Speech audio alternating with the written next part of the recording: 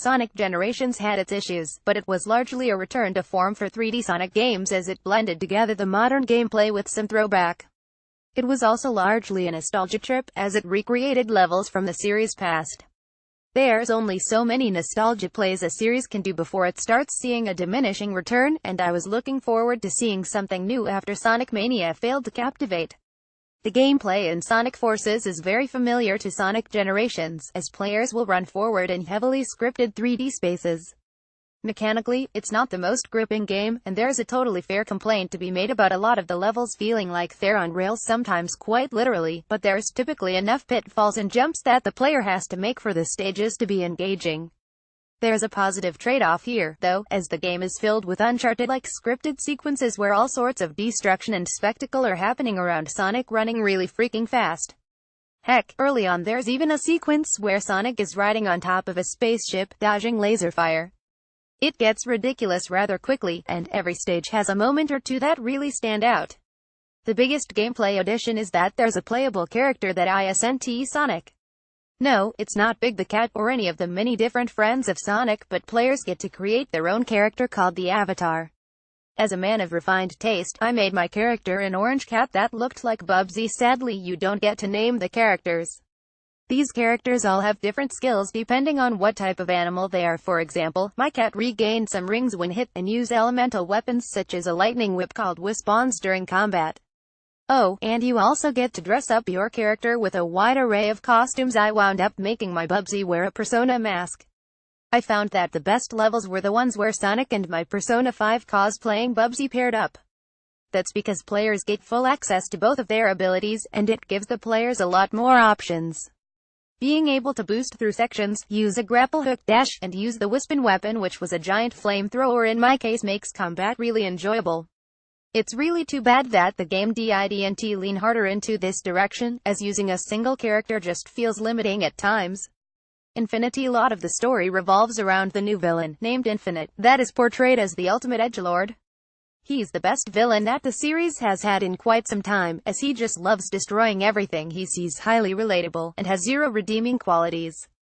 His sort of hilarious backstory is revealed in the free episode Shadow DLC, and I looked forward to his in-game appearances, since his theme, which Sega seemingly unearthed from the early aughts, is one of the best songs I've listened to in quite some time.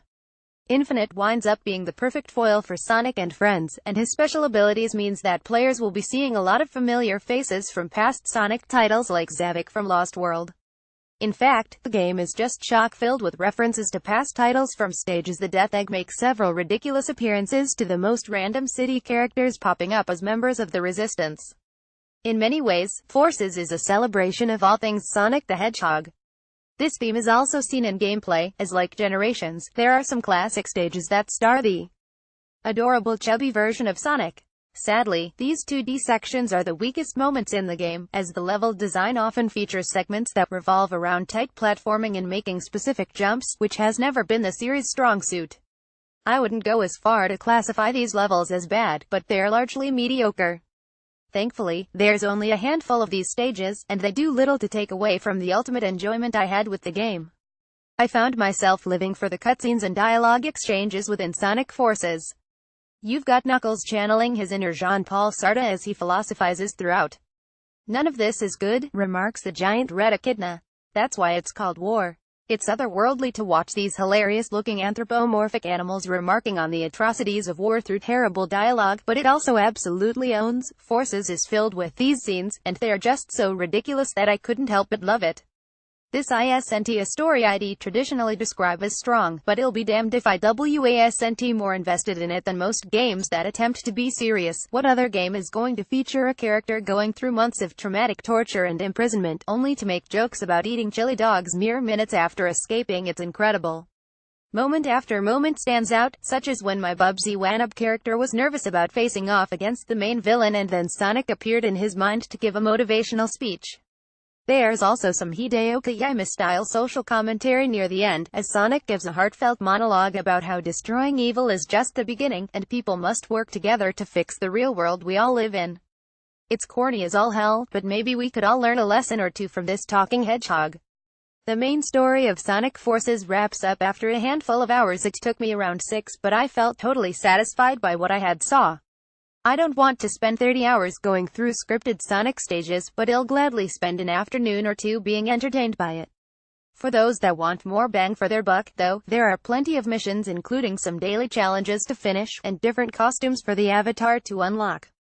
Speedrunners in particular should have fun trying to find the best level routes, and trying to get the best times on the leaderboards. There's a moment early on in Sonic Forces where Sonic says that it's not time for thinking. It's time for running. Not only does he perfectly describe his series' design philosophy, he also sets the blueprint for who will enjoy this game. If you're willing to turn your brain off for a few hours, and just take in the pure spectacle that is watching hundreds of Sonic characters fighting on a battlefield during a cutscene, then you'll find a lot to enjoy here. It's a really dumb game at its core, but it's also just pure fun in a well-meaning, light-hearted package. Sonic Forces review code provided by publisher. Version 1.01 reviewed on PlayStation 4 Pro. For more information on scoring, please read our review policy here. 8.0 levels provide incredible spectacle. Story is definitely so bad that it's fantastic. Modern Sonic stages are really fun. 2D levels are disappointing, sometimes focuses too much on precision. Platforming levels sometimes feel limited.